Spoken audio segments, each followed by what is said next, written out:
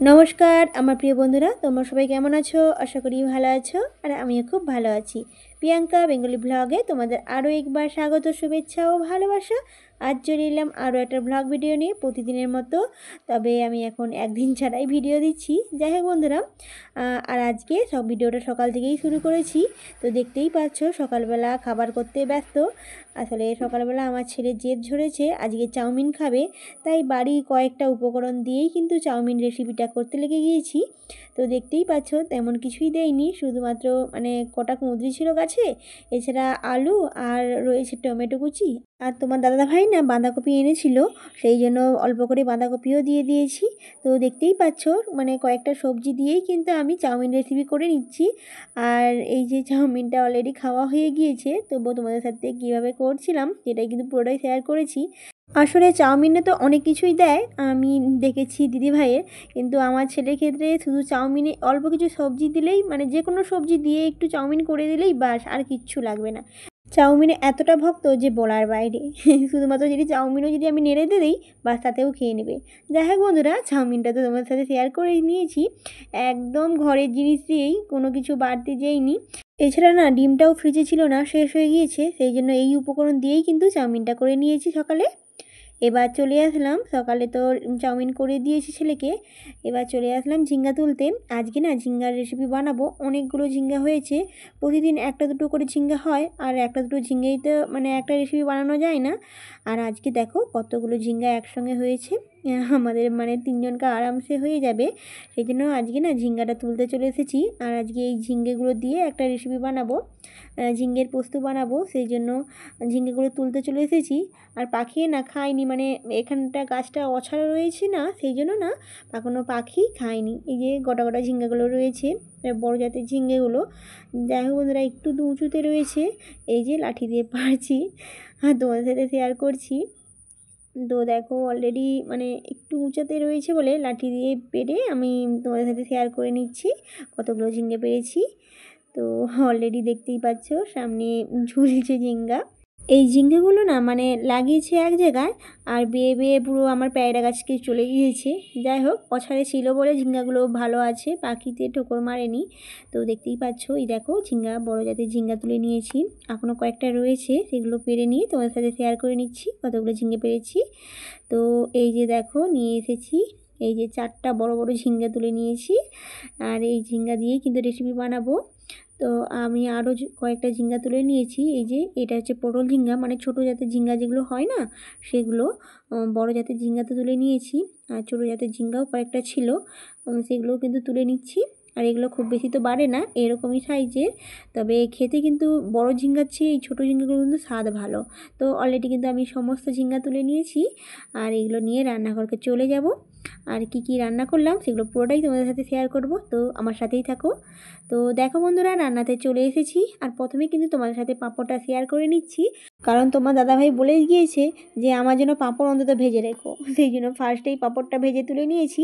তারপরে কি কি রান্না করলাম শেয়ার করে নিচ্ছি। এই যে দেখো, এই যে ইলিশ মাছ, তোমাদের সাথে তো আগের ভিডিওতে শেয়ার করেছি যে তোমার দাদাভাই অনেকগুলো ইলিশ মাছ নিয়ে এসেছে।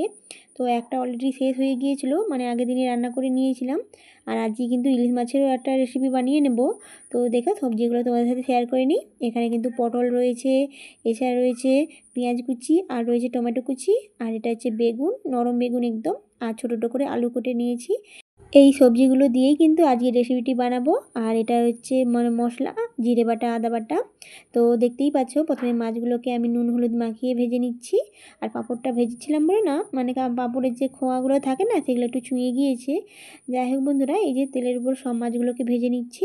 আর মাছের মাথা যে রয়েছে ঠগরাটা, সেটা কিন্তু রেখে দিয়েছি, সেটা আরও একটা রেসিপি বানাবো।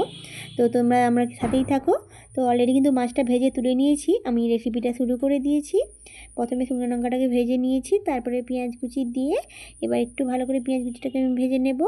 তারপরে আমি সবজিতে চলে যাব, সবজিগুলো দিয়ে দেবো। তো এই যে আজকে কিন্তু ঘরোয়া সবজি দিয়েই কিন্তু আমি এই ইলিশ মাছের রেসিপিটি বানাচ্ছি। তবে ঘরোয়া সবজির সাথে পটলও রয়েছে, যেটা কিন্তু কেনা, তোমার দাদাভাই নিয়ে এসেছে আগের দিনই। তোমার দাদাভাই বলছে পটল দিয়ে একটা রেসিপি বানাও। তো আমি ভাবলাম শুধু পটল দিয়ে রেসিপি বানালে কেমন হবে না, সেই জন্য কয়েকটা নরম বেগুন ছিল গাছে, এছাড়া মানে আলু দিয়ে একটা রেসিপি বানিয়েছি। আর সেটা কিন্তু পুরোটাই তোমাদের সাথে শেয়ার করে নিচ্ছি। তো দেখতেই পাচ্ছ প্রথমে কিন্তু পটলটাকে আমি ভেজে নিচ্ছি, কারণ এই বর্ষাকালে পটল তো জল থাকা লাগে না, সেই জন্য আমি প্রথমেই পটলটাকে একটু তেলেতে ভেজে নিচ্ছি। আর পটলটাকে ভাজার পরে কিন্তু সবজিগুলোকে আমি দেবো। তো দেখো বন্ধুরা, আমার কিন্তু পটলটা একটু ভাজা হয়ে গিয়েছে। তারপরে আমি সমস্ত সবজিগুলো দিয়ে এবার কিছুক্ষণ নাড়াচাড়া করে নিচ্ছি। আর তারপরে দিয়ে দেবো পরিমাণ মতো নুন এবং হলুদ গুঁড়ো একসাথেই দিয়ে দিচ্ছি। তো দেখতেই পাচ্ছ হলুদ গুঁড়ো দিয়ে এবার কিছুক্ষণ নাড়াচাড়া করে ভেজে নিচ্ছি সবজিগুলোকে। তারপরে আমি মশলাটা দিয়ে দেব একটু ভালো করে, মানে ভাজা করে নেওয়ার পর সবজিগুলোকে। তো অলরেডি আমার অনেকটা ভাজা হয়ে গিয়েছে। এবার দিয়ে দিচ্ছি টমেটো কুচি। টমেটো কুচিটা দিয়ে আরও কিছুক্ষণ নাড়াচাড়া করে নিচ্ছি আমি সবজিগুলোকে। তো অলরেডি আমার অনেকটা ভাজা হয়ে গিয়েছে। দেখো এবার কিন্তু আমি মশলাটা দিয়ে দেব। আর মশলাটা জিরে বাটা আদা বাটা যেটা বেটে রেখেছিলাম সেটাই কিন্তু দেবো এখানে। অলরেডি আমি মশলাটাও দিয়ে দিয়েছি। এবার কিছুক্ষণ মশলাটার সঙ্গে আমি মানে ভাজা করে নেব এই সবজিগুলোকে আর কষিয়ে নেব সুন্দরভাবে। এতে কিন্তু রেসিপিটির স্বাদ বেশ ভালোই আসে, কারণ মশলা সবসময় একটু মানে এই সবজির মধ্যে যদি আমরা মিশিয়ে নিই বেশ ভালোই লাগে। আর আমরা যেহেতু মধ্যবিত্ত, আমাদের বাড়িতে সবজিটা একটু বেশিই হয়, তো সেক্ষেত্রে মাছেরও কিন্তু আমরা সবজিটা বেশিই করি। তো অলরেডি আমি মানে কষানো হয়ে গিয়েছে। এবার আমি জলটা দিয়ে একটু নাড়াচাড়া করে সবজিগুলোকে সেদ্ধ করে নেব। তারপরে আমরা মাছ দিয়ে দেব। আর আজকে একটা রেসিপি নয়, আরও দুটো রেসিপি রয়েছে। তো তোমাদের সাথে তো প্রথমে শেয়ার করে নিচ্ছি, ঝিঙ্গা তুলে নিয়ে এসেছি, ঝিঙ্গার রেসিপিও রয়েছে, এছাড়া রয়েছে বাঁধাকপির রেসিপি।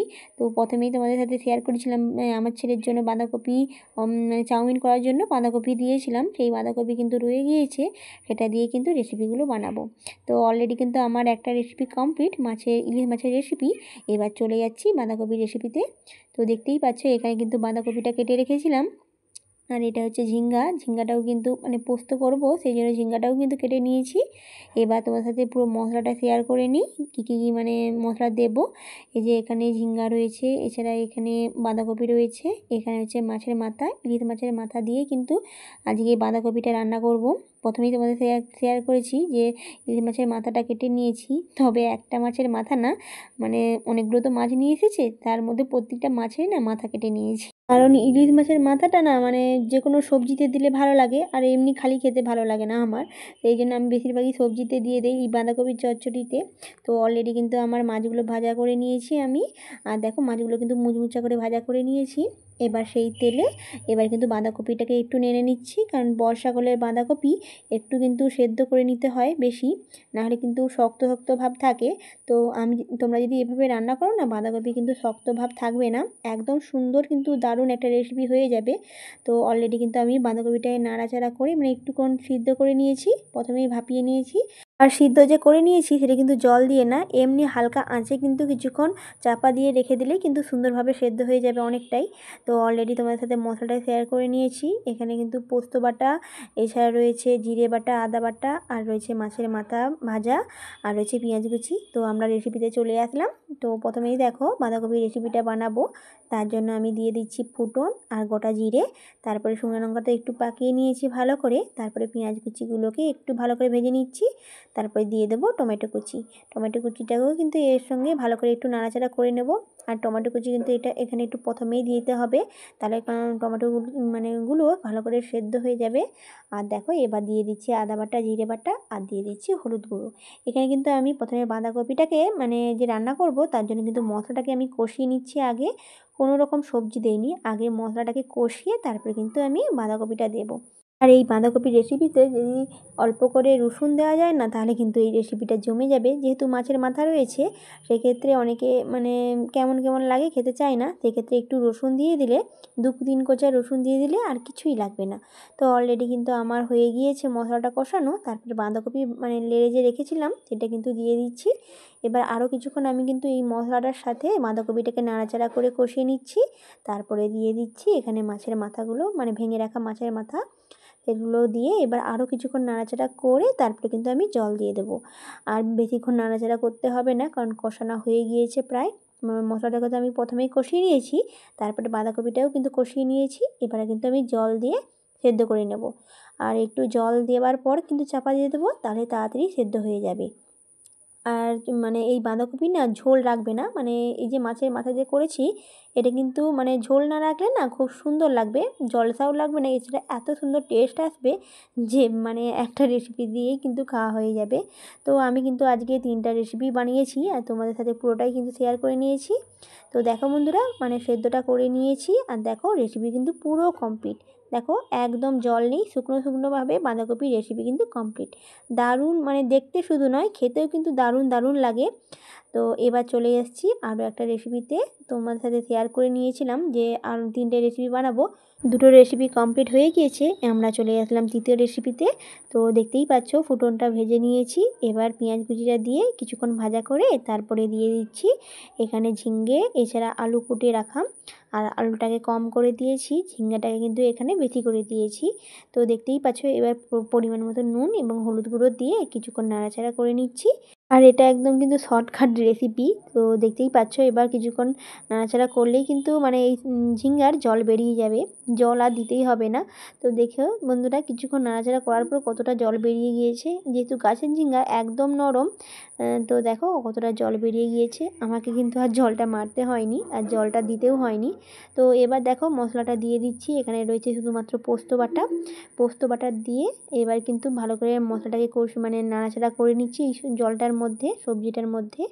এবার কিছুক্ষণ এভাবে নাড়াচাড়া করে নেবার পর তারপরে আমি চাপা দিয়ে দেবো, যাতে আরও কিছুক্ষণ সবজিটা সেদ্ধ হয়ে যায় আর মশলাটাও কিন্তু সেদ্ধ হয়ে যায়। তারপরে কিন্তু রেসিপিটি কমপ্লিট। তো দেখতেই পাচ্ছ অলরেডি হয়ে গিয়েছে, কিছুক্ষণ চাপা দিলেই বাস রেসিপি কিন্তু কমপ্লিট হয়ে যাবে। তো দেখো বন্ধুরা অলরেডি আমি তুলে নিচ্ছি, দেখো সুন্দর একটা রেসিপি কমপ্লিট। ঝিঙ্গার পোস্ত, একদম সহজভাবে ঝিঙ্গার পোস্ত রেসিপি কমপ্লিট। তো কেমন লেগেছে আজকের এই রেসিপিটি, মানে রেসিপিগুলো তোমরা কিন্তু অবশ্যই জানিও, আর যদি ভালো লাগে তাহলে অবশ্যই লাইক আর সাবস্ক্রাইব করে আমার সঙ্গে থেকো। ধন্যবাদ বন্ধুরা।